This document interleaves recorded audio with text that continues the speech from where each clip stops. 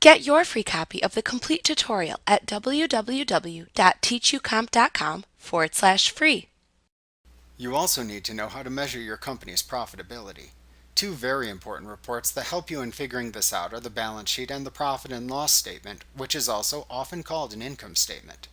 These are most often the reports that will be requested by banks and CPAs. Another commonly requested report is the statement of cash flows.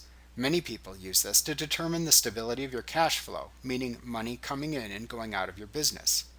This report shows money received and payments made during a specific accounting period. The balance sheet, which you can view by selecting Reports, Company and Financial, Balance Sheet Standard from the menu bar, shows a company's health on a given date.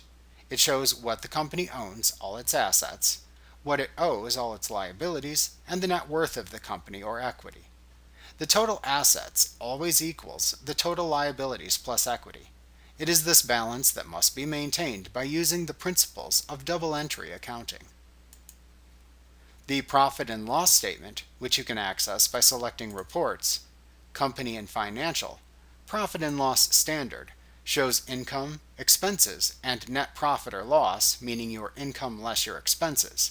It summarizes the revenue and expenses of the company by category, first showing income, then expenses.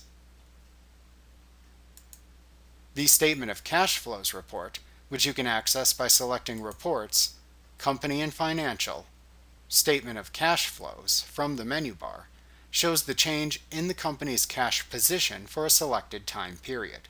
It shows the amount of cash earned from profit, where the additional cash was received, and where the cash was spent.